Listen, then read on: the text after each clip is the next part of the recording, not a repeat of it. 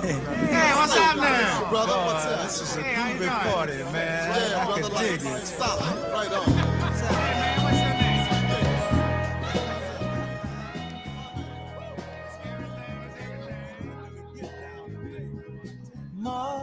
Mother, there's too many of you crying. Brother, there's far too many.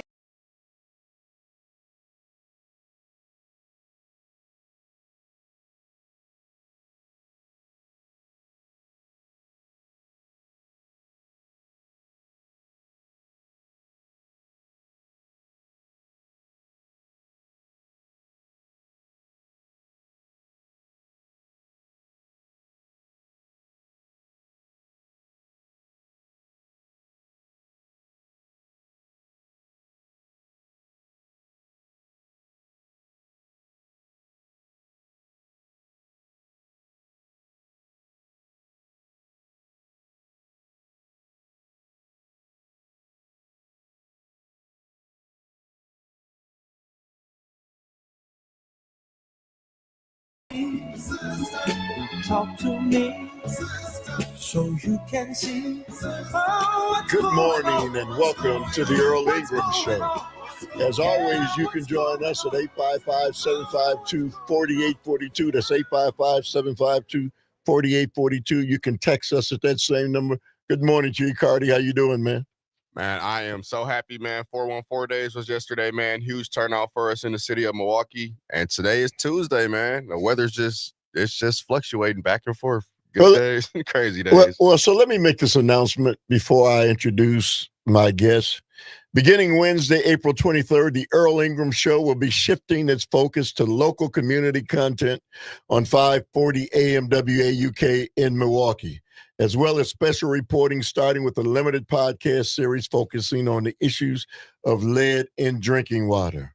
Earl will continue to be a voice for local content on 540 AM WAUK throughout Milwaukee with local spots that will broadcast during mornings with Pat Kreitlow.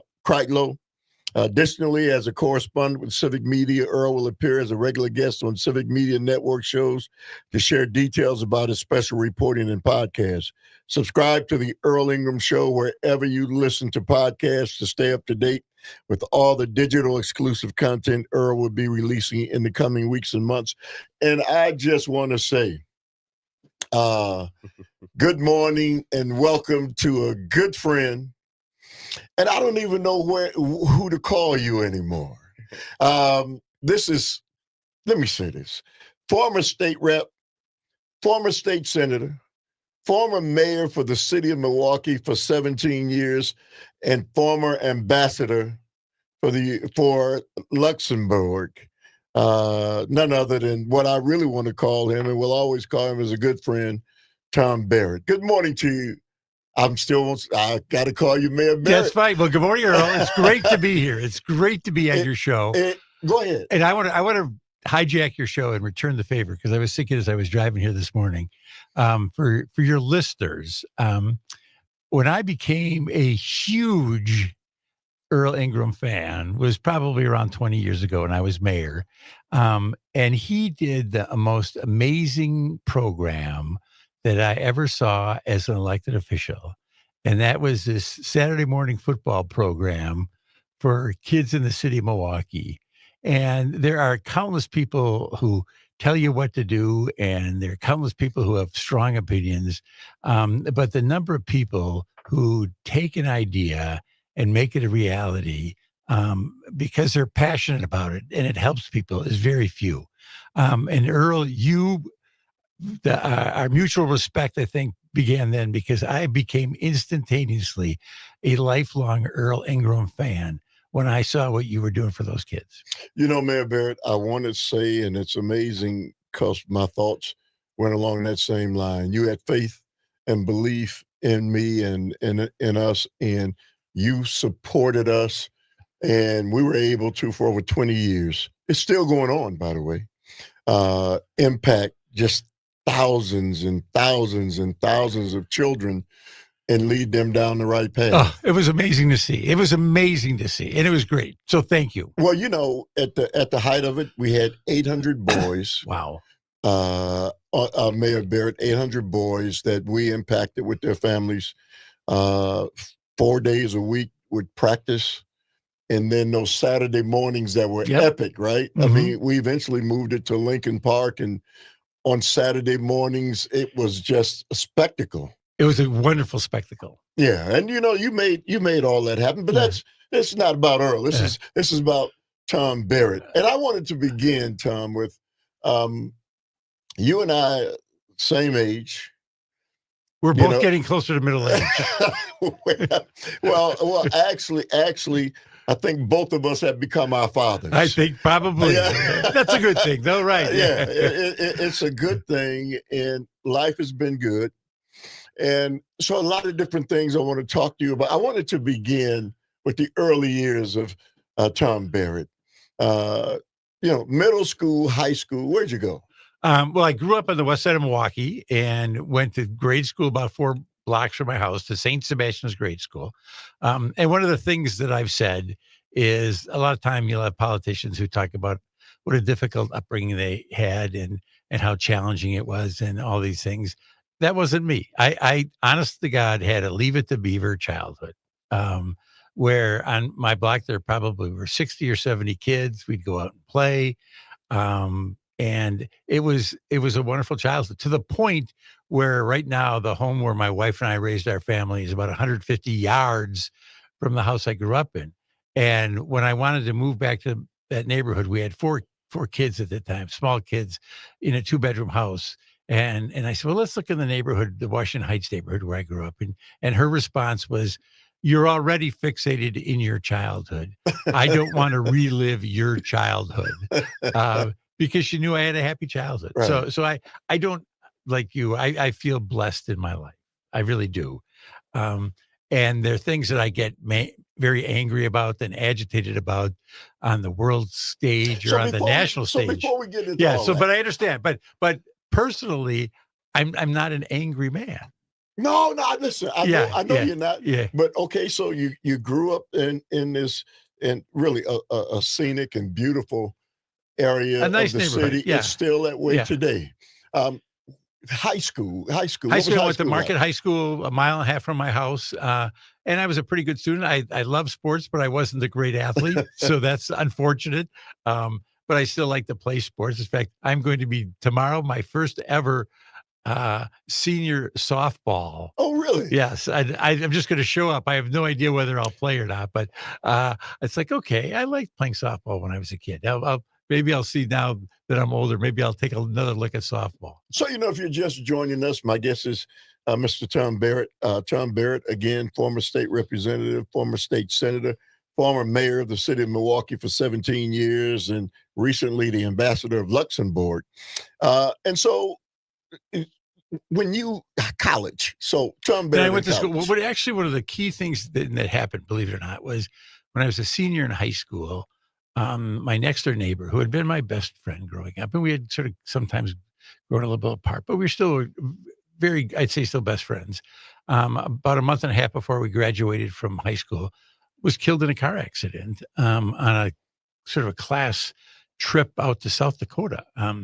And that had a profound impact on me, and in a way made me grow up a little faster, because all of a sudden it's like, oh my gosh. So I went to school in Madison and studied economics, primarily some political science. And nobody in my family had ever been involved in politics. And then I decided I would be interested in that. And my mother thought I was crazy for many, many years. So Tom, you graduate from UW Madison. Right. How did you wind up becoming the state rep? Then I decided I came home. I actually went, and the first job I got out of college was working on the assembly line at Harley Davidson. Oh, come on, man. And just sort of a summer, I didn't know what I wanted to do. They were hiring. So I went to Harley Davidson and worked there. And that was a great experience. And then I decided, I'm going to go back. Not to mention, you filled your pockets with gold. Yeah, well, no, it was paying well. It did pay well. It did pay well. So then I went to law school, and then I actually clerked for a federal judge. But then I thought, I'm running for office. I'm going to run for the state assembly. And the way I describe it is the reaction of all my friends was exactly the same. They said, "You're crazy. Nobody knows who you are. You're not this. You weren't Joe Cool in high school and all stuff like that. I didn't come from a wealthy family. I didn't come from a politically connected family. And so I'm going to do it. And so I went out, and a lot of my friends helped me and knocked on doors the whole summer, and then came back and it turned out they were right. I lost that race, but I lost it by 39 votes out of about 8,000. Um, and that was a tough time. And I thought, okay, I have to be pleasant and present. I can't give up. This is something I'm interested in. I'm going to be pleasant and present. I'm not going to be a sore loser. And then, as fate would have it, the fellow who beat me, his father passed away, and he moved on to a different job. And so then I got another shot 2 years later, and that was the state assembly, did that. And then doors opened up the Senate and then Congress for 10 years, and then mayor's job. So you're running down the road. I know you're speed walking, all those things. But so state assembly back in 1984. 1984, Yeah. Governor Tommy Thompson? Governor Tony Earl. Tony Earl. Yeah, last 2 years of Tony Earl. Yeah. Yeah. So you walk into the assembly, wide-eyed young guy. Did you know what to expect? No, I didn't. I didn't. But it was a wonderful experience. It really was a wonderful experience. And the way what I call the state assemblies, it's like the school cafeteria, kids throwing food back and forth and things like that. Then you get to the state senate, and that's more like the teachers' lounge, where the teachers yell at each other in quiet. So you had to be one of the youngest guys. I was 30. I was. Oh, you were 30. Yeah. So I wasn't. There were people younger than I was. I was on the younger end, but I was not a babe at that point. Yeah. So let's do this. 855-752-4842. I am joined by my good friend, former mayor of the city of Milwaukee. When 17 years, I couldn't believe that. I got a lot of wounds to show for that. Mayor Tom Barrett, but really, with all those different things, man, you're my friend. Well, we're friends. And I'm excited about that. And we've got him in studio. We're going to have a great conversation about, his life and where he's headed and all the different things that he's done on the Earl Ingram Show. Open that bit. Picket lines and picket signs. Don't punish me with brutality.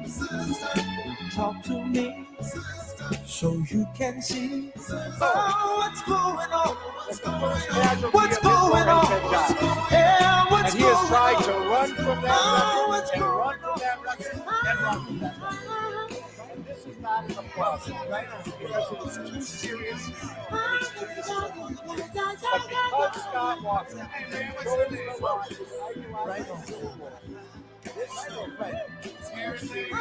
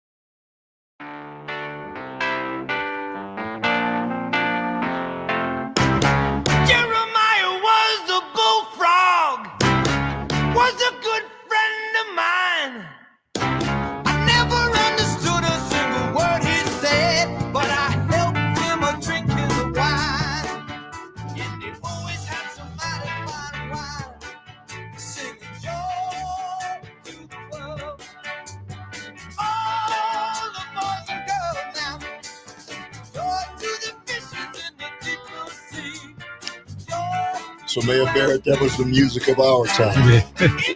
I know these songs. Welcome back to the Earl Ingram Show. As always, you can join us at 855-752-4842. You know, I've had the chance to interview a lot of people in my time in radio, and I would have to say former President Joe Biden was at the top of the list. Absolutely. Yep. And Tom, you are up there because of, you know, all the times that you and I had conversations, and the work that you've done and the commitment that you've made, you know, and so I'm so excited to have you here after your stint in Luxembourg. And, you know, I just wanted to walk down that valley. That's great. Of what happened in your life and our life and my life, and the impact and the way we see the world, and especially today in politics. So that's why I'm so excited to have you on board. But anyway, so state senator, you weren't, a state rep, you weren't there very long before you wound up jumping to the next level, state senator. How did that come about? Well, there was a gentleman by the name of Mordecai Lee. He's still in town. Right. And he had served for a number of years, and he just decided he was done. And so he resigned midterm, and there was a special election, and I won that. But quite honestly, within 3 months of winning that, I got a phone call from Jim Moody. Jim Moody, a great guy. Who had been the congressman for about 7 or 8 years at that time. And he asked to meet with me and said, I'm going to be leaving this job in 1992. This was 1990. And he talked about it and asked me to be a co-chair of his reelection effort with Martha Love, which we did. And then I just thought, okay, that's going to provide an opening there. So I was in the state Senate an even shorter period of time, and I never mentally unpacked my bags there because I knew this opportunity was coming up to run for Congress. So that was 92. So I went in when Clinton went in. So there was a lot of hope and enthusiasm. Remember Hope coming out of Hope, Arkansas. You know, it was right. A young president and a lot of enthusiasm there. And just a month before that election, my wife gave birth to our first child, our son. So here I was, a brand new congressman with a brand new wife and a brand new baby, and a much different color hair at that time. Yeah, but you became a congressman, and you can't skip over that. That's a major accomplishment for anybody. Oh, it was a wonderful. How was that race? Who did you run against? Well, it was a contested race, and some really, really, really good people. Terrence Pitts. Oh yeah, I remember him well. Second, and he had run once before and had done pretty well and done even better this time. Fred Kessler. Oh yeah, a man I have tremendous respect for, who recently passed away. Yes. He ran Mark Murata, a former basketball star. Oh, absolutely. He was obviously well respected also. And those were great names.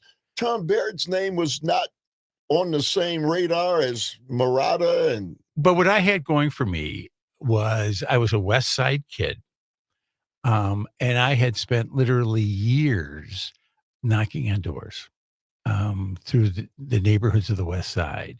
And most of the time I was single, so I didn't have a family. And I really did spend a lot of time knocking on doors during the time I was in the state legislature. And so those roots become pretty deep when you know people at their home. Because my theory was always, when you knock on someone's door, if they're in a bad mood, they don't answer it, which makes sense.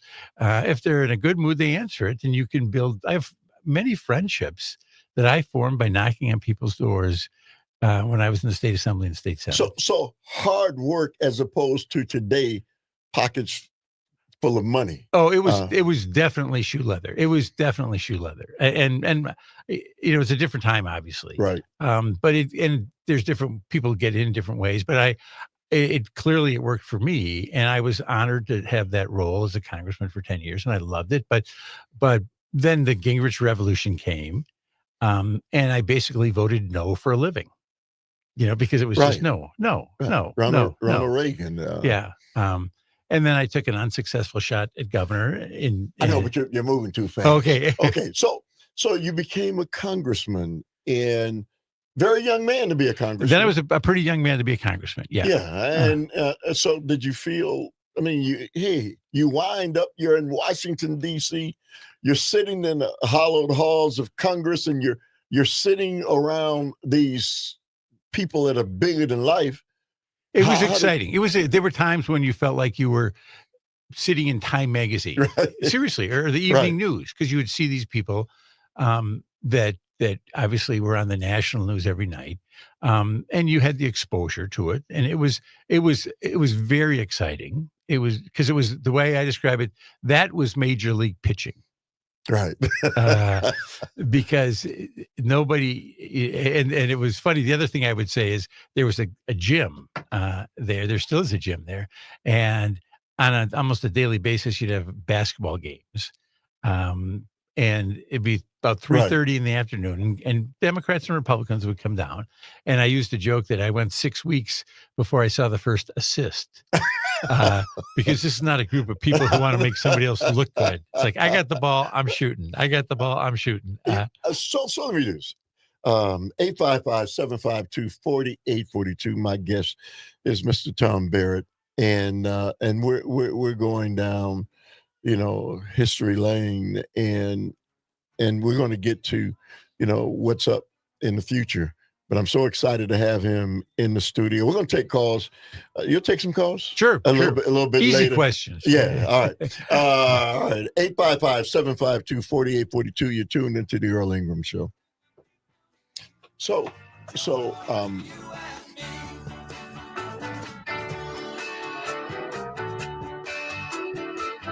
and their partisan politics caused sky-high inflation and a crisis at the border. Michigan families are ready for change. That's why we need Tom Barrett in Congress. Tom will bring common-sense solutions to lower inflation and get our economy moving again. He'll put partisan politics aside to secure the border, and he'll get government out of the way. That's the results Michiganders deserve, and that's what Tom will deliver. Vote Tom Barrett for Congress.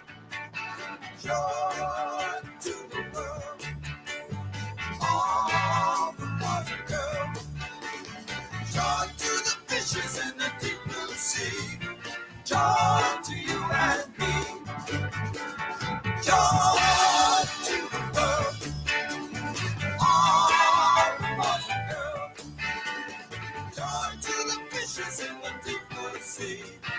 Joy to you and me.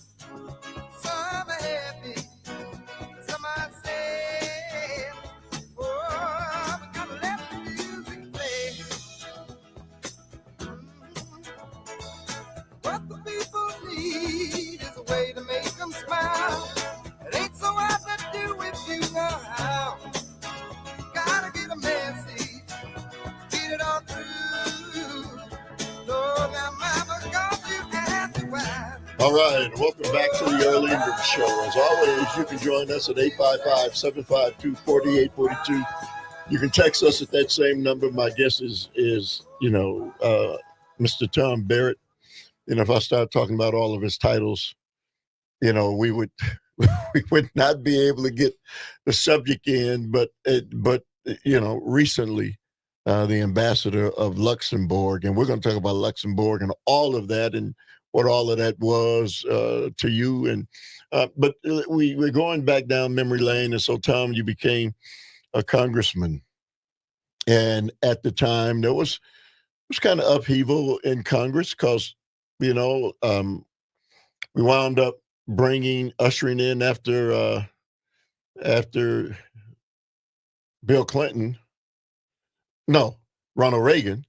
After Ronald Reagan, and you were in Congress during Ronald Reagan's years. Actually, no, I came in with Bill Clinton. Oh, with Bill Clinton. Yeah. And so the changes that were taking place in the country at that time. Well, some significant changes. Obviously, after 2 years, there was the Newt Gingrich revolution, Right. and the Republicans took control of Congress for the first time in 40 The years. contract on America. Contract on America. He didn't call it on America. He said Exactly. contract for America. And that changed things dramatically. And then, of course, President Clinton was impeached for the Monica Lewinsky Scandal. episode, and so there was a lot of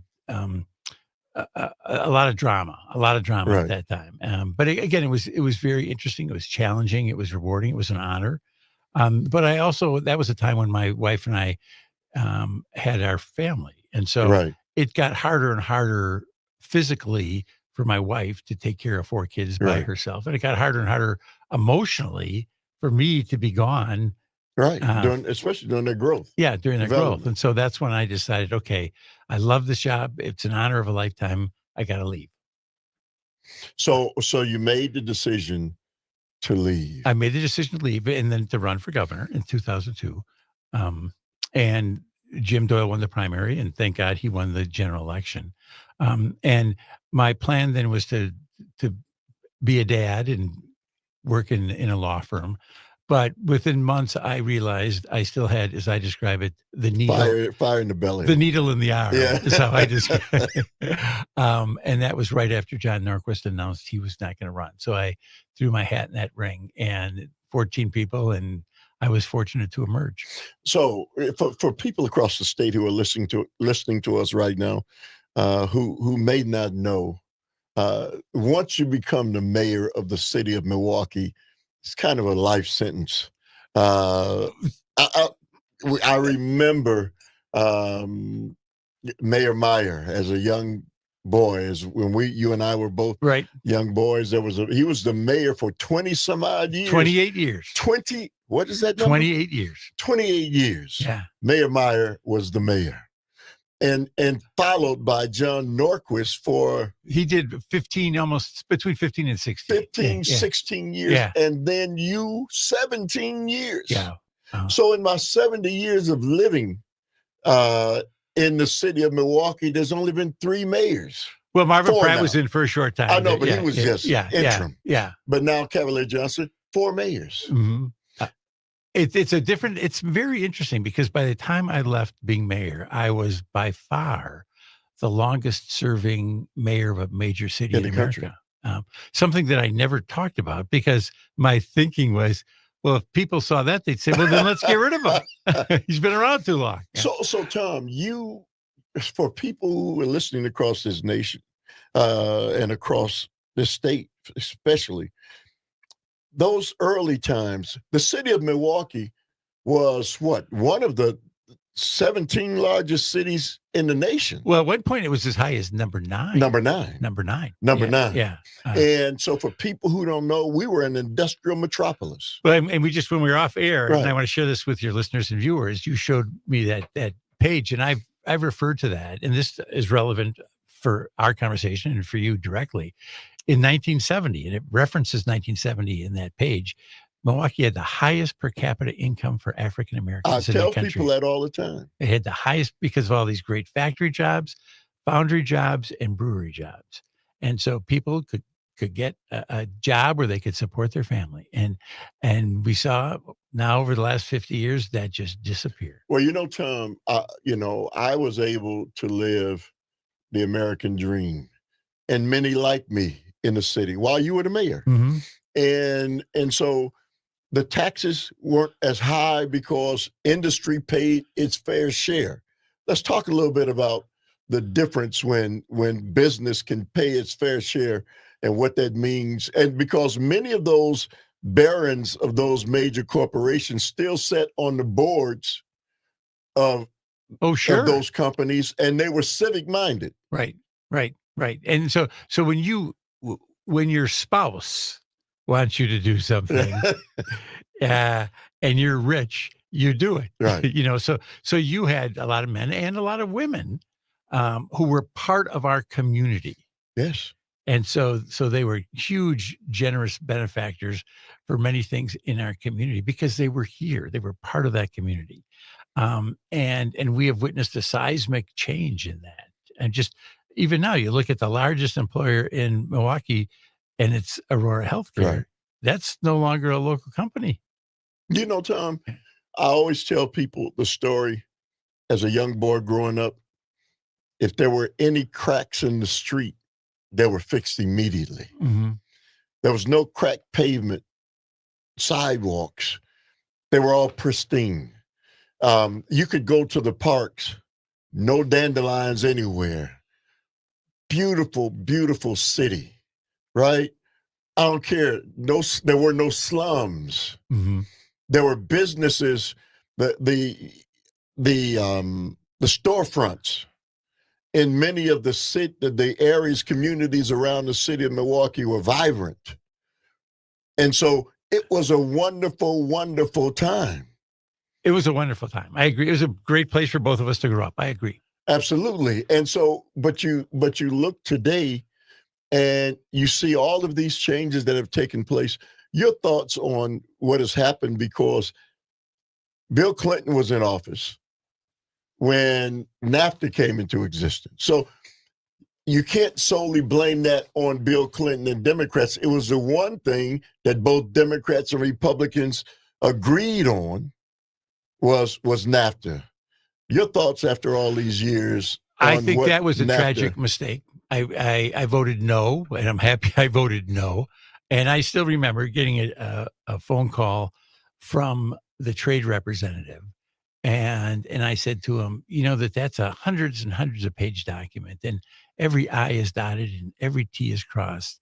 The only thing it doesn't have in there is that the workers will get increases in pay. The workers in Mexico, as well as the workers in the United States. And because my theory was, if the workers in Mexico become middle class, they can buy goods made in Milwaukee. And specifically, I was thinking they could buy lawnmowers made in Milwaukee if they got a living wage in Mexico. And he said, well, the president of Mexico said he's going to raise their wages. And I said, I know he said that, but it's not in the document. And he said, are you saying you don't trust the president of Mexico? And I said, I'm saying that if a politician says something and doesn't follow through with it, I'm not shocked. I want to see it in writing. And of course, it never went in writing. And ironically, now 30 years later, there are basically no lawnmowers made in Milwaukee. Right.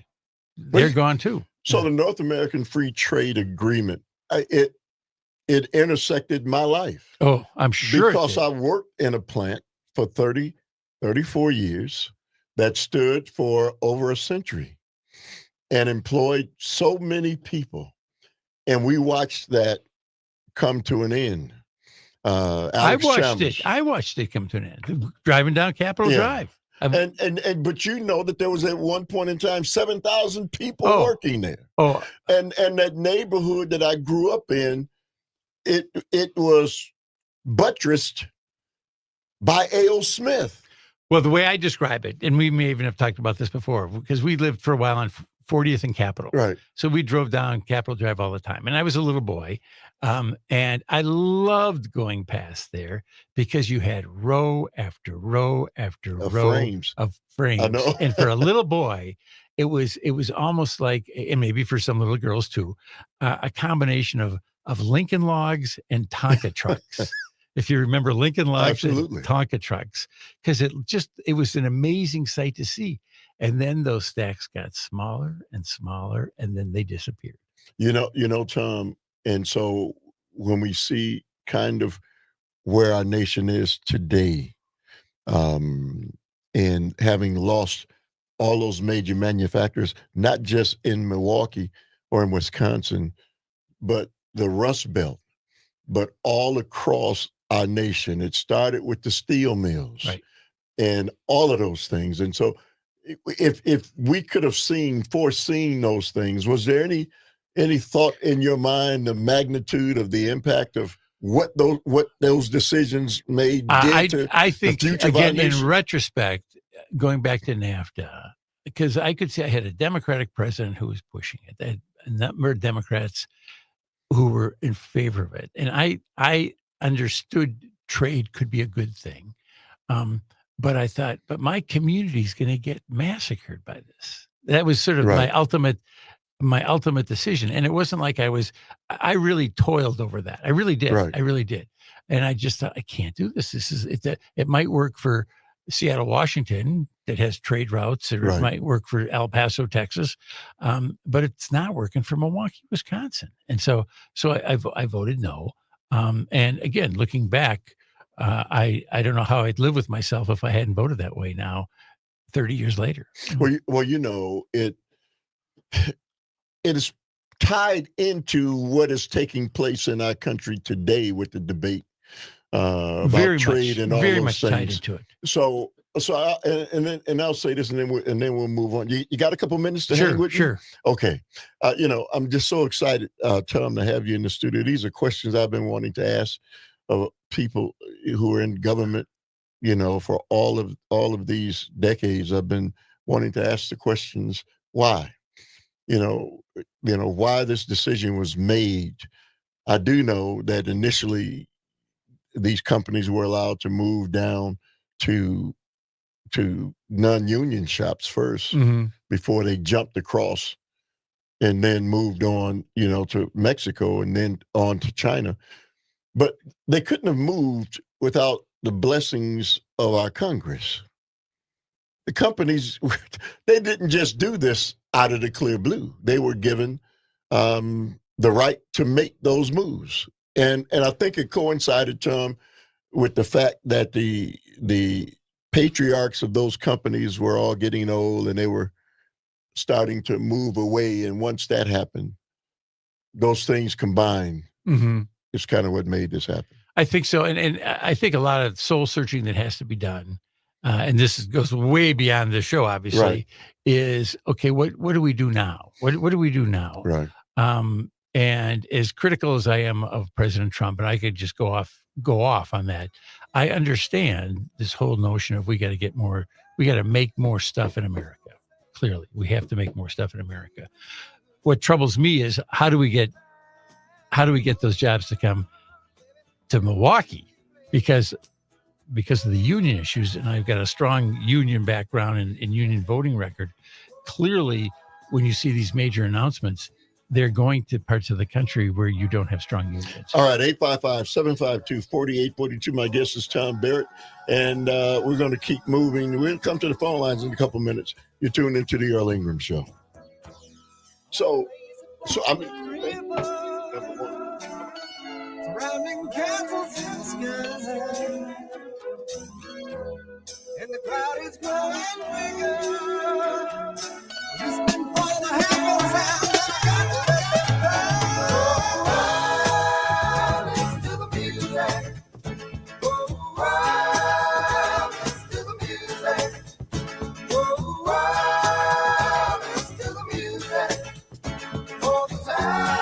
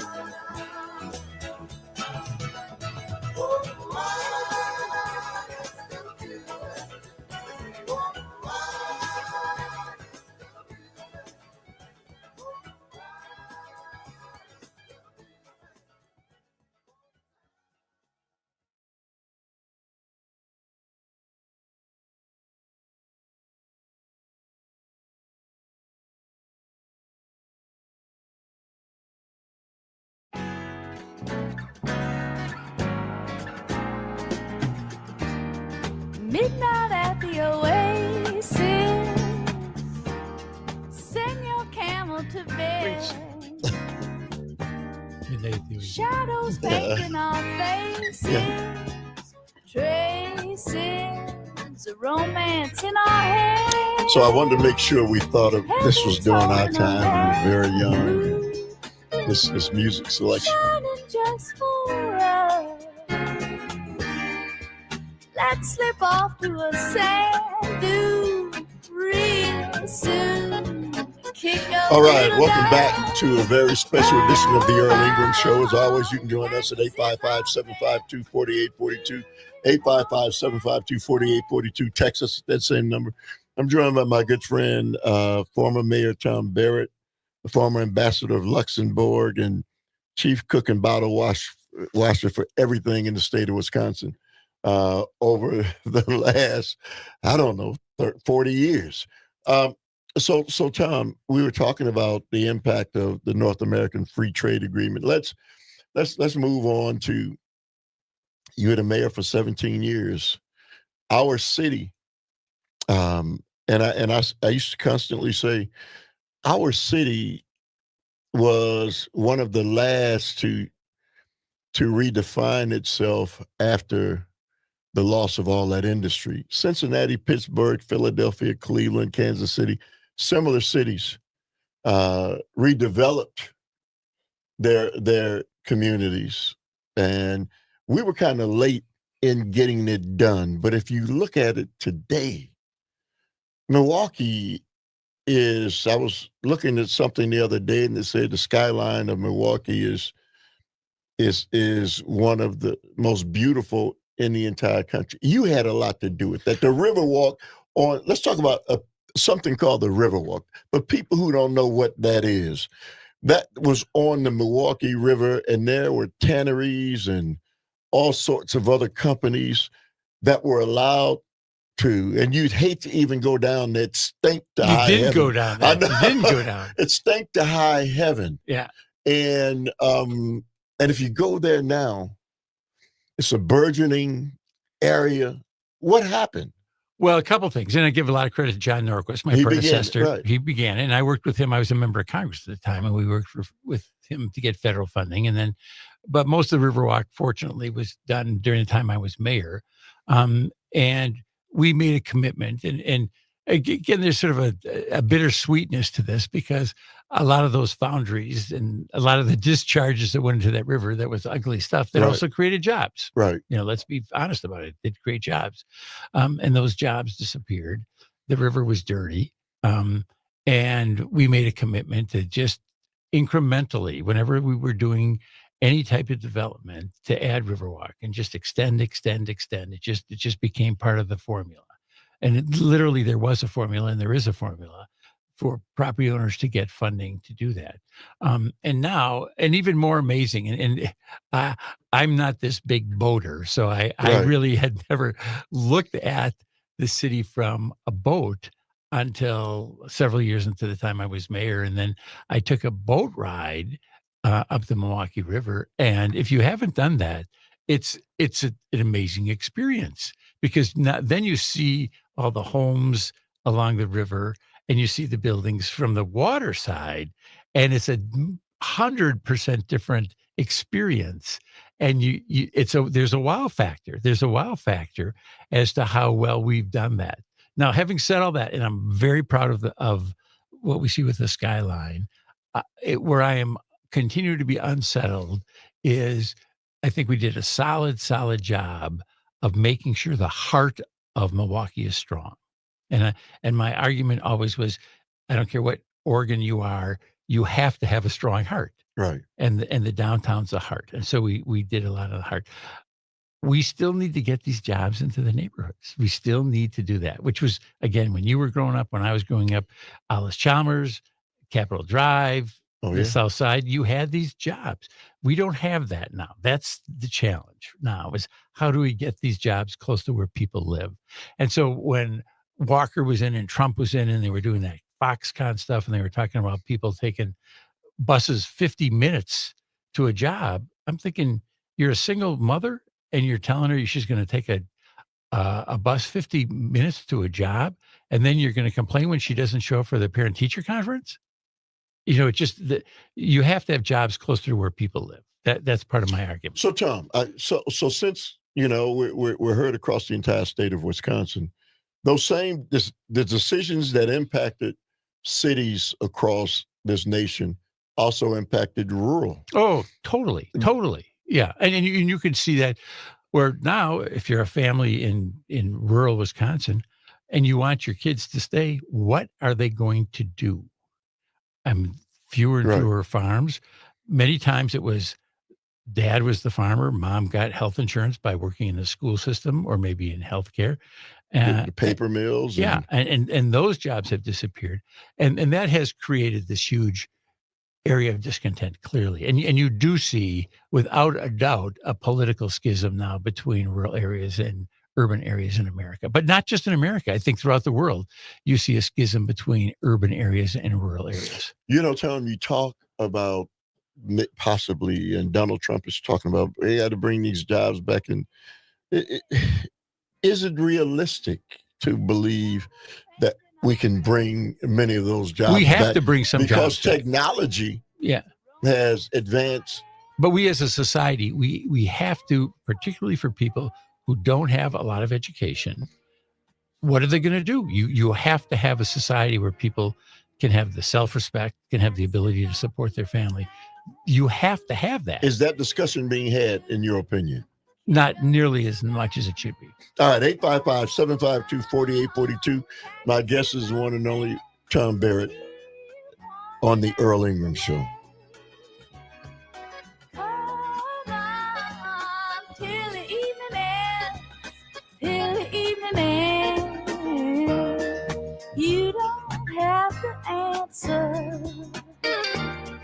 There's no need to speak. I'll be your belly dancer, prancer, and you can be my sheep.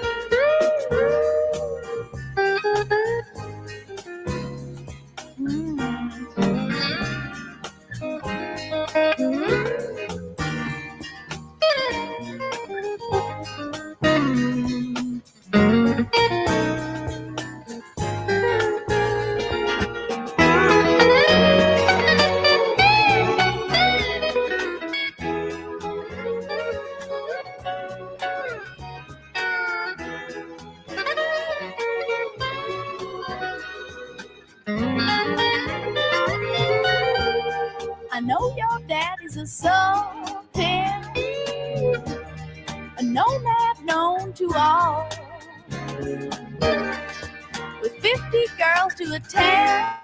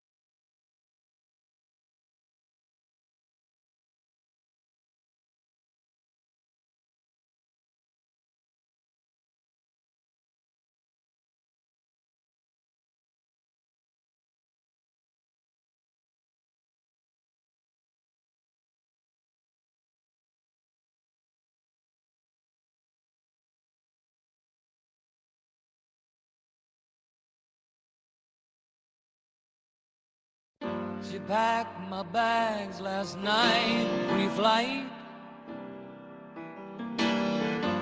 0 hour, 9 a.m.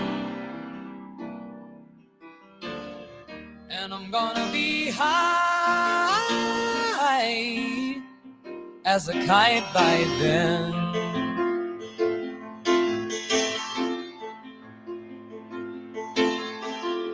I miss the earth so much, I miss my wife. It's lonely out in space on such a timeless flight.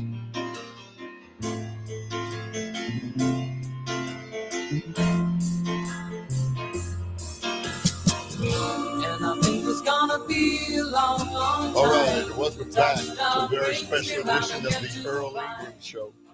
As always, you can join us at 855-752-4842. As much as Tom Barrett and I want to listen to Elton John, we've got a show to do. I'm so excited to have, Tom in the studio. Tom and I are good friends. We go back a lot of years. And, I've always supported you, Tom, in all the different areas and races that you have. Took some slings and arrows. Yeah, thank you, Earl. Sometimes. Thank you. I'm sorry. No, that's all right, because I knew you were the right guy. And so I was always supportive of you because you saw it from the perspective of the average guy. Let's talk a little bit. And so there's some questions that others have, and we got people on the line, but I just wanted to get a few more questions from you, and then I'll turn it over to others who want to ask you questions. So, Tom, we see what's happening today in this country, and you are a congressman, and we're watching a man, and we're watching Project 2025, and our nation is being conquered from within. And so the American people and the Bill of Rights and the Declaration of Independence and all the things that this nation stood for is in jeopardy of being taken over. Your thoughts? Well, I'll just say, and this is probably the most topical, is I never thought I would be cheering so strongly for Harvard. But Harvard was the first one yesterday to stand up and say, no, you're not taking over this university. Unlike Columbia and others who just, their knees buckled because they were getting all this money. Harvard at least said, no, we're not going to do it. And again, I never went to Harvard, and I never had any connection with them really. And the fact that they're standing up, you've got Democrats standing up. You had a number of Democrats yesterday speaking up about the unbelievable situation involving El Salvador and the El Salvador president, and Mr. Garcia, I think his name, from Maryland, who was never charged with a crime and now is in that country. And the smirk and the scoffing at the United States Supreme Court from the president of the United States and the president of El Salvador, just the smirks. It's unbelievable. Having said all that, I remain a ardent believer in our democracy, and we, the people, have to have our voices heard. And it's clear that the Republican members of Congress, of the House, and almost all of them in the Senate, are terrified by Donald Trump. We have to get new people in. It's that simple. It's that straightforward. And so the challenge is up to us in democracies to do what we can to change the makeup of Congress. And I was there when it went from 40 years of Democratic rule to Republican rule. So you can have these seismic changes, but it's going to take people to get involved. So Tom, we're in a representative government. So by the time we can change the Congress, we'll be conquered. We can't give up. And I'm not giving up. There's no way I'm giving up on any of this stuff. I've been around this long enough to know that there's a pendulum, and the pendulum goes back and forth and back and forth. And I don't like where the pendulum is right now. And in my own career, I've joked, I know there's a pendulum effect because I've been hit by that pendulum in a race or two, where just the mood of the country was such like, whoa. And so the next election is around the corner. It's in 2026. And so it's the time for people to get involved and mobilized now and in 2028. Because if you can't take yourself out of the game, you just cannot take yourself out of the game. The only thing that happens if you take yourself out of the game is the game goes on without you. So you get a call from the White House, like I did, and Mayor Tom Barrett, are you interested in becoming an ambassador? How did that play out? Well, I got the call exactly, and it was more specific. Would you like to be the ambassador to Luxembourg? And ironically, the first thing I wanted to do was call my wife to share it with her, but I couldn't because she was at that second. She was at her retirement luncheon. Okay. She was retiring as a teacher from being a teacher, and so I knew I couldn't call her because she was at her luncheon. So I said, "Well, I'm very interested. I got to check with my wife, and we'll get back to you." And I did, and accepted the job. But I had shown interest in becoming an ambassador, and they then say, "Okay, well, this is where we'll ask you to go." And so I was very pleased. It was obviously a small country, but I literally went to Wikipedia and looked at the population of Luxembourg, and a little over 600,000. I thought, well, they're a little over 600,000. Milwaukee's a little under 600,000. I can do this. And so that was my thought process. As I've looked at these things, scenic, one of the safest places in the entire world. It's Princess Diary land. It's very safe. It's very safe. And you talk about things that break your heart. Two things that are, I did not see a pothole in 3 years in Luxembourg, and I am not kidding. And the other one was I had been there about 4 or 5 months, and I was visiting with the mayor of Luxembourg City, which is about the size of Green Bay. And she was talking about an environmental project she was working on. And I said, because I'm a former mayor, I said, are you going to have to incur a lot of debt? And she said, oh, we don't have any debt. And then I checked, and the city of Luxembourg, with 130,000 people, had a surplus of basically €1 billion. It's the richest country in the world. There's different indicators, but it's a wealthy place. There's no question it's a wealthy place, and so crime is not a major issue. And it was a wonderful experience. But I learned a lot. I did learn a lot, and I learned how much they love the United States. Quite honestly, well, they've got the highest minimum wage in the world. Yeah. So what is it? I mean, what is there? So they did a masterful job, and this is where A.O. Smith comes in again. In the southern part of the country, they had a lot of steel and coal, and it was sort of what I describe as the Pittsburgh of Europe, the southern part of the country. Well, just like the United States saw an exodus of a lot of the steel and coal, they did too. And so there's a site in a community in the southern Luxembourg where there had been a big steel and coal foundry, if you will, that basically closed down, and they've now invested over $1 billion, on target to invest $3 billion to create a university there. And I've been there many times, and I've looked at it, and I thought, oh, to do this at the A.O. Smith site would just be a godsend, because they've been able to they've got the money to transform it, and they're committed to doing that. And we don't have those resources coming out of the city of Milwaukee, clearly, and they do have it there because it's a huge financial hub, financial hub. A lot of money flows in and out of that country. So, Tom, I could talk and ask you questions forever because I just love conversing with you, but we got others who got questions. All right, let's go. And let's go. So one of them is Mr. Dan Schaefer, who, let's see, what do we have? Okay. Punch Bowl News reports 10 embassies and 17 consulates would be shuttered under the Trump administration plan, including Luxembourg.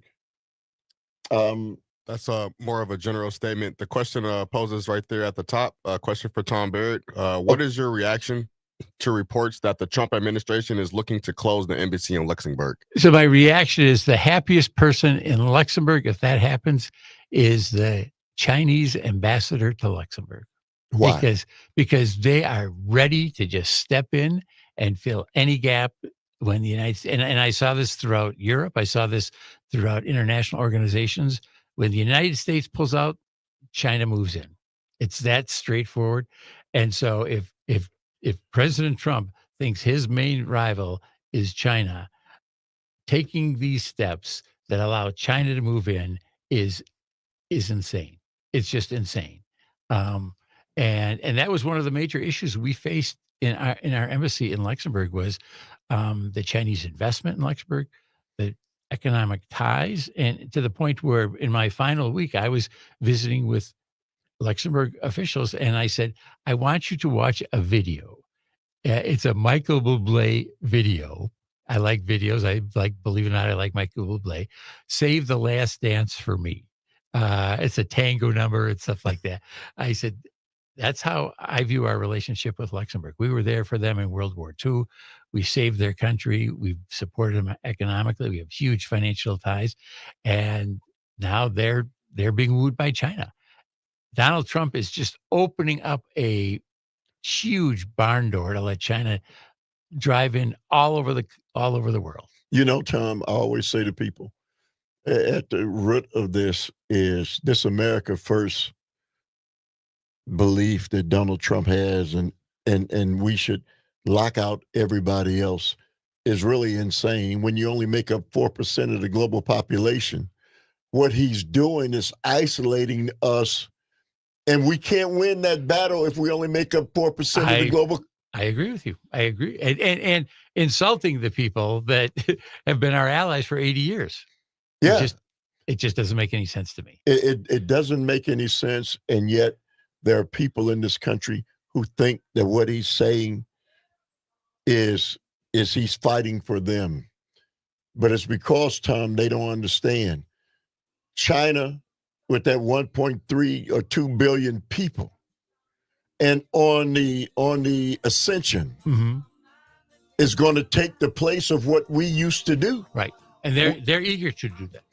Yeah, and they're positioned to do it economically and all other ways, and one guy is sending and changing all of this, and you said the pendulums are going to swing back.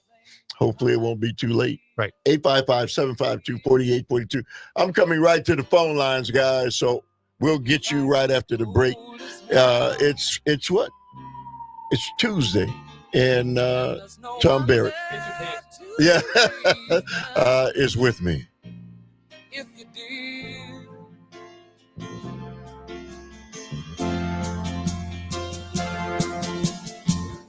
And all the science I don't understand. It's just my job 5 days a week. A rocket man,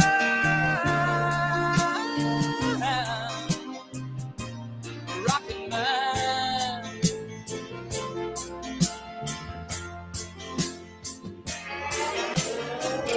And I think it's gonna be a long, long time. Touchdown brings me round again to find I'm not the man that think I am at home. Oh, no. I'm a rocket man, burning out the fuse out there alone.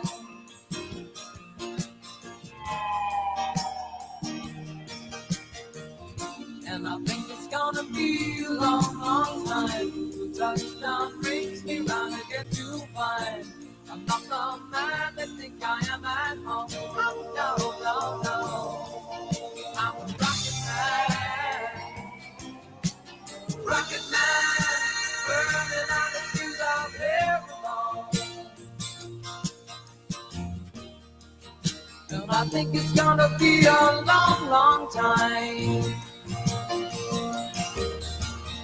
And I think it's gonna be a long, long time. And I think it's gonna be a long, long time. And I think it's gonna be a long, long time. And I think it's gonna be a long, long time.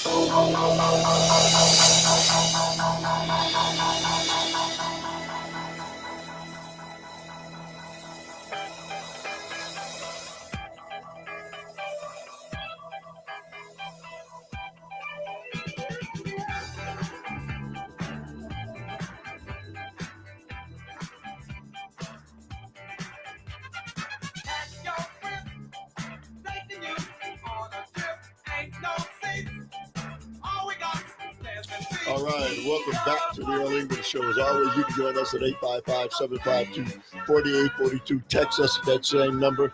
My guest is Tom Barrett, and thank you guys for hanging on as long as you did. We'll go right to the phone lines. Mike from Kenosha. Good morning to you, Mike. Thank you very much for the call. You say what?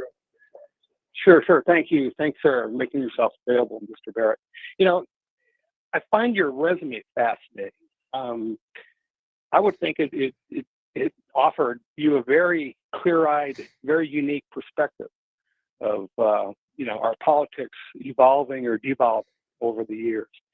And my question is kind of around the fundraising aspect of it. A lot of us pollywonks out here, we're beside ourselves. We don't know how in the world some of our elected officials who are incumbents in today's nonstop fundraising in the electioneering era that we're in, how is it even possible, or better way to frame it, the challenges of today's nonstop electioneering in order to be a successful politician in doing their day-to-day jobs. How can you do both run for office and do your job as an incumbent at the same time and be very effective? Well, thanks for the call, and I appreciate it. And I agree with you that is a huge part of most incumbents' jobs. Not all incumbents, because you have some who are independently wealthy. You have some who have decided they're not going to run again, which lifts a huge weight off their shoulder because they don't have to raise the money. But it does consume time. It consumed time when I was a member of Congress, that's for sure. It consumed some time when I was a mayor, that's for sure. When I was ambassador, it consumed no time other than having to raise some money for our 4th of July event at the embassy. So it was a much different world there. And I would be lying if I said I missed it. I didn't miss it because it's also watching the elections in Luxembourg. There were local and national elections there, and seeing that there was not the focus on fundraising was a real eye opener to me. It was a breath of fresh air that they didn't have to do it. They would get grants, and that would limit the spending that they could have. So again, you're spot on. It's true. It's part of the system in the United States. It's gotten worse rather than better. And the way I describe it, and this is just the reality, if someone gives you $10,000, and I'm just pulling that number out of thin air, it doesn't mean you're going to do exactly what they want you to do. But it probably, in most instances, means that if they call you and say, hey, do you want to get together for lunch next week? Your response is, great, what day? You know, Tom, and that's why I call it politricks. Because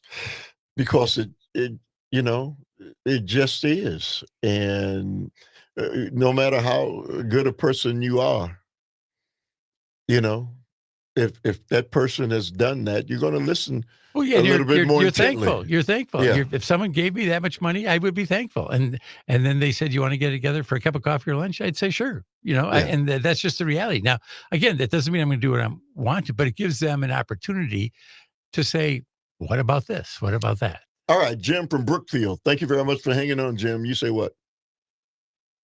Good morning, gentlemen. It's a pleasure to speak to two individuals who have done a great deal of service to not only Milwaukee, but Southeast Wisconsin. So thank you both for all you've done.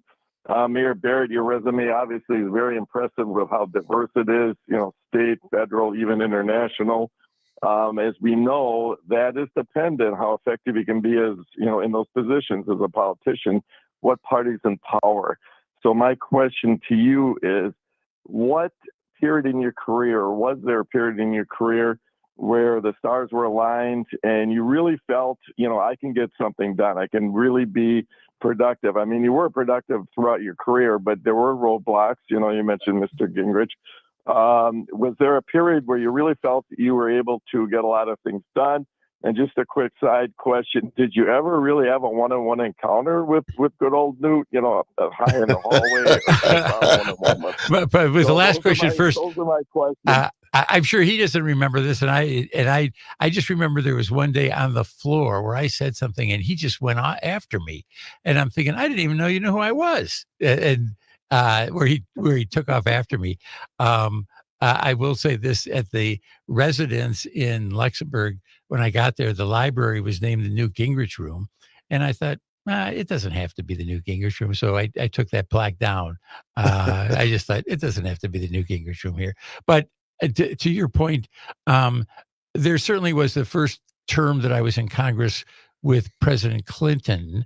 The Democrats were in control, but in all honesty, I was a freshman member of Congress, and I was in the majority party, but I was in the majority party that had been in power for 40 years. And so the chairs of these big committees probably wouldn't have known me if they had stepped on me, because they were pretty disengaged and they had their fiefdoms. And they were all gone within 2 years. I mean, so that was the final days of that. There was a period in the state legislature where I was pretty successful in getting legislation through, dealing with things ranging from healthcare powers of attorney to 911 to juvenile crime, things like that. And as mayor, obviously, there were different times when I could work more closely with the council. So I've been blessed, and I would say one of the things that I do come away from my career is I've looked at life from all sides now. To quote the Joni Mitchell song, not both sides now, all sides now, because I've served with Democratic presidents and Republican leaders and vice versa. So I have essentially seen almost every permutation. And you're right, it's more difficult when you're in the minority. It's still at times possible to get things done, but clearly you want to be in the majority. All right, 855-752-4842. You can get in now if you have a question or comment for Tom Barrett on the Earl Ingram Show.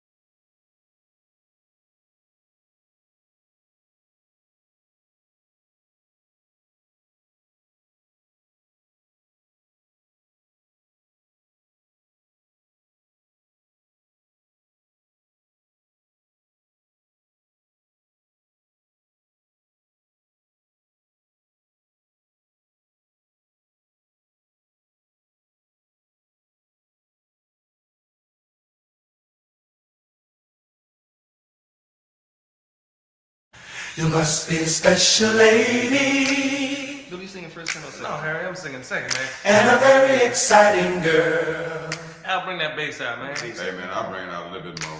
You gotta be a special lady. Get down on some hard. Come on. 'Cause you got me sitting on top of the world. Sitting on top of the world. Somehow I knew it would be you. All right, welcome back to the Earl S. Very special edition of the Earl Ingram Show. I'm so honored to have my good friend, former mayor of the city of Milwaukee and ambassador of Luxembourg and all those other different things, Tom Barrett. Man, so it's really good to see you. It's great to see you, Earl. Yeah, and so let's go to the phone lines. Tom from LA. Hey, good morning to you, Tom. You have a question or comment for Tom Barrett? Good morning. Good Morning. morning, Earl. Good morning, Mayor Barrett. First, I'm from Durham, Wisconsin, Mayor Barrett, but I live in Los Angeles, and I worked my butt off to get you elected for governor. Thank you very much. I do believe that your election. You're welcome. I do believe that your election was stolen, just like Joanne Kloppenburg was. It will never make sense to me that you could be up 6 points 1 week before the election and lose by 6 points the following week. Now for my question. My next question would be why you and others who get beat by the big money in politics, in your case by the Koch brothers, don't become like warriors to get this money and lobbyists out of politics. That's a very good question. That's one question. Okay. And my next question would be, we as Democrats need to start talking about who brought us Social Security and Medicaid. That was Franklin Delano Roosevelt. We need to be FDR Democrats again. And Medicare, that was Lyndon Johnson, another Democrat. It seems to me that the Republicans do a good job talking about St. Ronald Reagan all the time, but we don't do anything to talk about our roots in the Democratic Party that really can make a difference. What do you think of all of that, sir? Well, let me go to the money part first, because I think that you're correct in the concerns about money, and I would simply ask you not to confuse, maybe that's not the right word, conflate the fact that I am not by nature a person who has, Earl and I were talking about this offline. I don't have an angry disposition. I'm just Right. not an angry person. If you met me in a store, I'm not an angry person. Don't confuse that with a lack of passion or a lack of determination or a burning inside. Because I don't take myself personally seriously, but I take these issues extremely personally and seriously. And so at every juncture in my career, I have tried to work to get that money out and to correct it. But when I go home, I want to be a normal person and be with my wife, and when my kids are going with them. So I do draw a line between my professional life and my personal life. And sometimes I think people look at me and others with our dispositions and say, well, how come he's not screaming every moment of the day? I think that if you're screaming every moment of the day, it dilutes your strength. So again, I don't know. I feel like I'm talking to my psychiatrist more than someone calling. But I feel like I need to defend myself to say I am very passionate about trying to get democracy back into democracy. And I have never wavered. And when I talk to people who waver on that, my response is, you don't give up. You don't give up. You can't give up. If you take yourself out of the game, the only thing that changes is the game goes on without you. So again, my passion burns as fiercely as it ever has to make this a better democracy. Hey, Tom, thank you very much for the call. Thank you. So Mayor Barrett, I need to ask you about Democrats today. You're a lifelong Democrat. Mm-hmm. You clearly led the party when time you were the mayor. And so here's what I had to say when the Democrats lost this last election, the presidential election, and there was all of this hoopla about we've got to change the Democrats. They're old fashioned in their way of thinking. They've lost their way. They don't care about the average American, and so Republicans have taken over. And so the average American who wants states that were blue are now red because the Democrats are dealing with highbrows, and you heard the conversation. Of course. And I said to people, here's what I don't understand. The Democrats should be worried about a guy like me who's voted in every election. Always voted Democrat because Democrats stood up and fought for the things that were right. Right? Mhm. All my life, they were fighting for the things that were right. And so, as a person of color, civil rights and certainly the downtrodden and the poor, that's who the Democrats fought for. That's who they've always fought for. But to somehow say they don't care about that anymore, we've got to change the identity politics, which is the conversation I was hearing from Democrats, and we've got to go back and kind of out the Republicans. What are your thoughts about that? My thoughts are, and I'll go right to DEI on this, because there are people that would say to me, sometimes personally, sometimes Right. speaking of Democrats, you've got to do more, you got to do more, you got to do more, you got to do more, you got to do more. Okay. And there'd be times when then I think the Democrats or myself personally would say, well, this is what we can do. This is what we can do. And probably for some people that wasn't enough. That wasn't enough. And so there was disillusionment. Now, people watching what's going on, where Donald Trump is trying to literally erase any reference to race throughout our society. And succeeding, tells you how bad it could be. And maybe some of us who were saying, look, this is what I can do, this is what I can do, we're telling you the truth. This is because now you've got this backlash that I don't think is supported by the majority of the people. But when I read about some of these historic references, there's an article earlier this week about what's going to happen to the African American Museum in Washington, D.C. The getting rid of some of these books in the Naval Library, things like Maya Angelou books, getting rid of Maya Angelou books, but keeping Adolf Hitler books. It shows you, again, the pendulum that I referred to.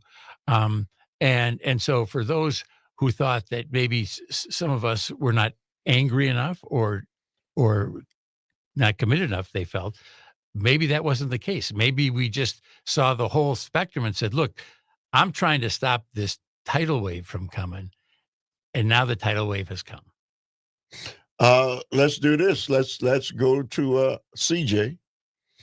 Good morning to you, CJ. You have a question or comment for Mayor Tom Barrett? CJ, are you there? Here I am. Thank you, Earl. All right, go ahead. I have a dream. I have a dream like Martin Luther King, to be judged on the content of my character and not the color of my skin. So God bless Donald Trump for getting rid of DEI. And yes, it's based on merit, not color of your skin.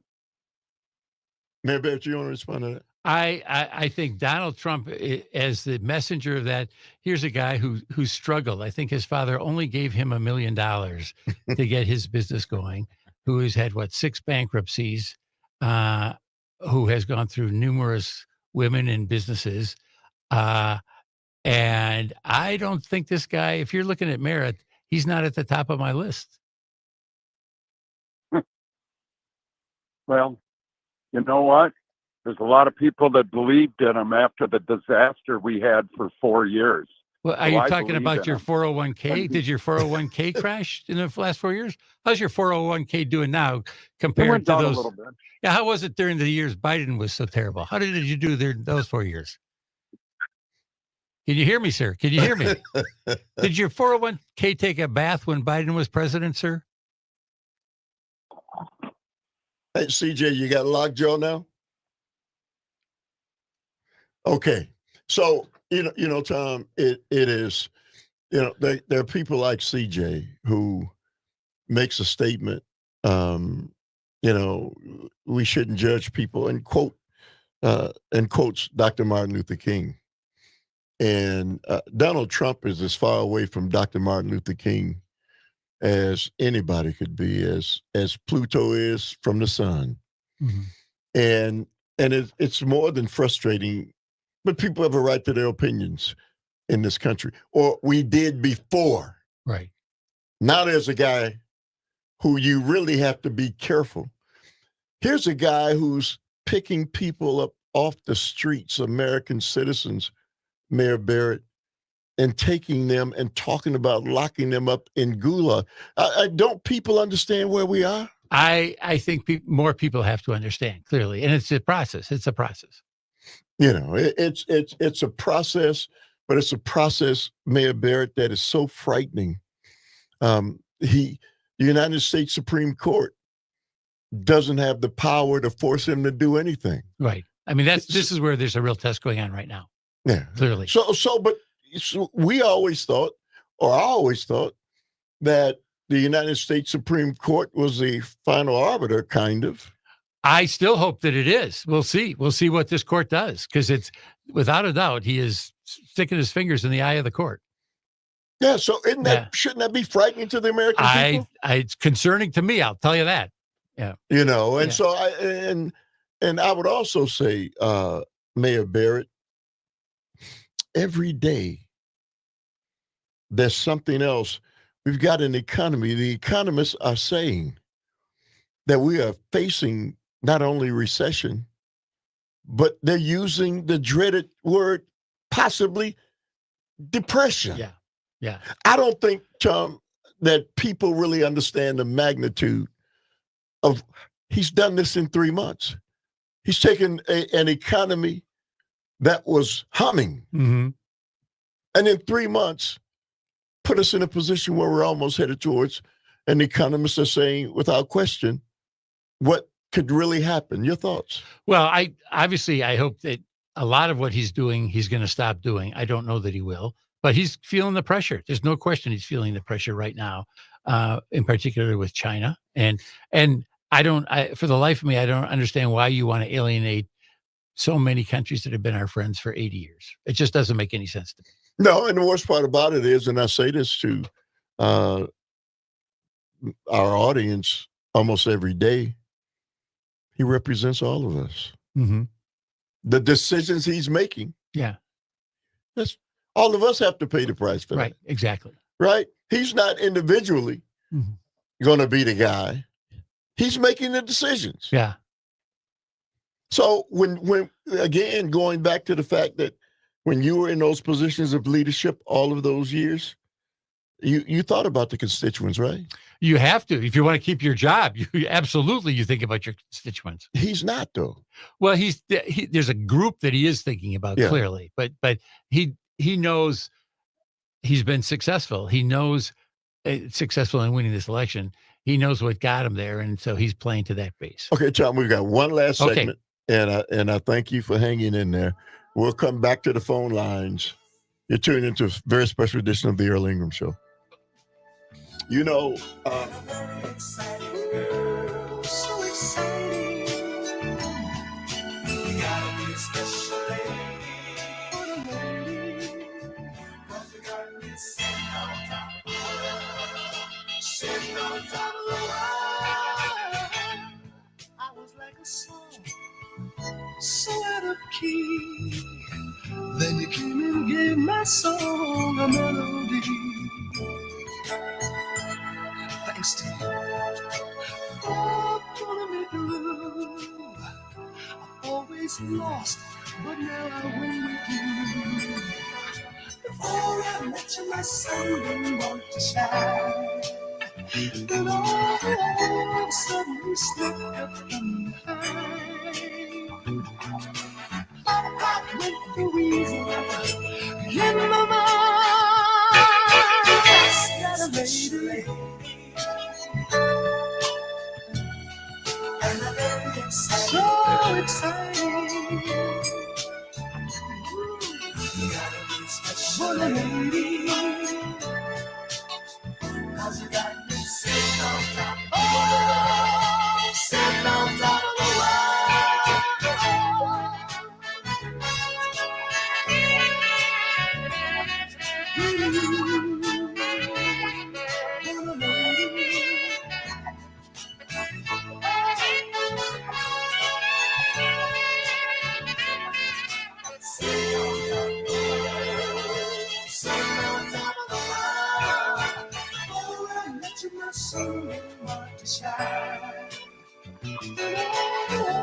suddenly slipped up from behind.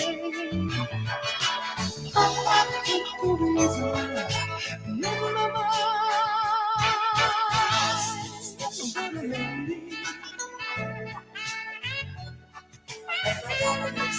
so exciting.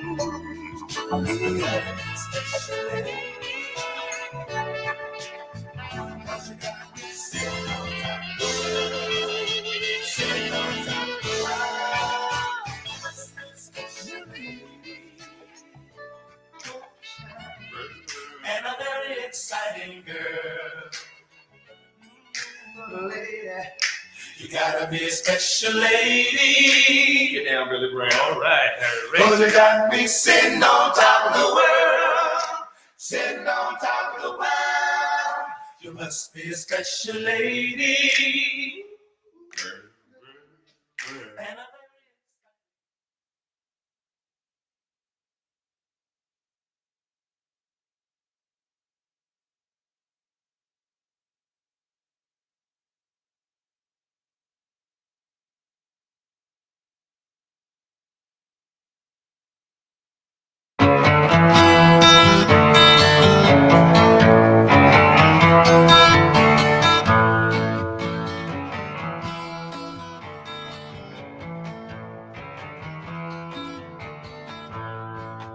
wash away my troubles, wash away my pain, with the rain and shambhala.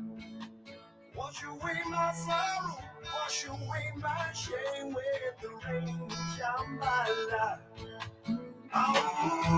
All right, welcome back to what are the last few minutes of a very special edition of the Earl Ingram Show. And I want to thank you, Mayor Tom Barrett, for taking the time. It's my honor, Earl. Thank you. You know, what was when you first came in, the first thing I noticed, the first thing I noticed? He's here alone. How does it feel traveling alone now? You've always had a bodyguard. Well, I've for many, many years, I did both as ambassador Right. and as mayor. So it's nice to be able to drive my car down and listen to music by myself and just sort of chill. I was going to ask if you still knew how to drive. Anyway. Well, don't ask my wife that. Don't ask that. Well, that's all of us. Let's go to the phone lines. And you have a question or comment? Yes. Hi, Earl. No. I just want to comment that Trump wants to be king, and the billionaires will make him feel that way as long as he does what they want. It's called American entitlement, white entitlement, billionaire entitlement. I don't know about CJ, but my stocks did much better with Biden. People are in an uproar over this. I just want to know where CJ lives because I got to go there. Thank you. Ann, Yeah, thank you, Ann. Thank you very much for the call. He certainly got quiet when I asked him. He's never been speechless before, Mayor Barrett. Okay. Never. He's always got something to say. You shut him up for the first time that I, in years. Let's go to Bob. Good morning to you, Bob. You have a question or comment? Good morning, Earl and Mayor Barrett. Good morning. It seems to me we are living now under a dictatorship. Trump does everything by executive order, avoiding the Senate and the Congress. He accuses Zelensky of starting the war with Russia, which is untrue. We all know that. He taking people off the street. He's defying the Supreme Court. And this is what dictators do. So for you, CJ, we're living under a dictatorship. I'm doing physical therapy because I had back surgery. One of the therapists, her husband is from West Africa, and he's here legally. He has a green card. He's working, and they were planning to take a trip to Canada, but because of the border, they changed their plans, and they're going to go to New York. It's because he's worried that he'll get picked up and put in a gulag. This is not America right now. Well, that's why The name is America. that's why it's important for people to speak out. And you are hearing more. Again, I was pleased yesterday with the number of congressmen that I saw commented about that meeting in the Oval Office between the president of El Salvador and President Trump. I was pleasantly surprised as many members of Congress spoke up as they did, because it really, just the smirks on their faces, both presidents' faces, where they thought we've thwarted the United States Supreme Court, and they were proud of it. Mayor Barrett, they speak out off the record privately, but they do nothing to control him or to pull him back. Well, I think what he's done in the second term is he's clearly surrounded himself with people who will agree with him. I think in his first term, his frustration was there were some people who would not go with his crazy ideas. There's basically nobody now that's going to say, don't do this, don't do this, don't do this. So he's got a free reign. But depending on what happens with these markets, depending on what happens, I think if the Supreme Court finally gets its spine back and says, you've defied us, that's a real test. I think the Supreme Court is under a huge test right now. All right, Jim, you got the last question. Your question, comment. Go ahead. Good morning. Thanks for letting me circle back. I just want to say, Mayor, Ambassador, Congressman Barrett, your diverse resume is to be congratulated and applauded. You should rest assured in after your post careers how diverse you were, because it's too easy these days to get for a politician to get into a safely gerrymandered district, be backed by certain individuals that they've helped, and just year after year take party line votes that help their caucus. You went out there, did it the old-fashioned way, door to door, had multiple positions, state, federal, even international. So thank you very much, Mayor Barrett, for your service. And you should feel very good about that and be congratulated. Hey Jim, thank you very much for the call. So what's on the horizon for Mayor Barrett? Well, I got the trouble. rocking chair? No, not the rocking chair. But I think to his point, I really, throughout my career, in a sense, and this maybe even sounds a little selfish, I've been a student of government as well. And so I have been able to look at it from a local perspective, from a state perspective, from a national perspective, and an international perspective, because I always thought I gained something by doing that. And he's right. I never wanted to be in a position and just stay there the rest of my life. That's just not who I am. I'd rather take a gamble, and some of my gambles have worked. Some of them have not worked. But I'm a little bit of a gambler when it comes to that. The future, I honestly don't know. My wife would love me to be retired. We've been home now for a couple months. I think in a couple months, I might be driving her crazy, and she'll be bringing me want ads to say, go out and find a job. But I still have the fire in the belly to be involved. But I'm a grandfather now. I'm proud to be a grandfather. We just got back visiting our grandson in Denver. We've got a daughter in Seattle. So we're taking some family time. So Mayor Barrett, thank you very much. Thank you very much, Earl. My pleasure. For all the hard work. And we'll see you soon. Thank everybody who made the show go. I'll be back on tomorrow. You've been tuned into the Earl Ingram Show. Everyone is lucky. Everyone is so kind. On the road to shout my life.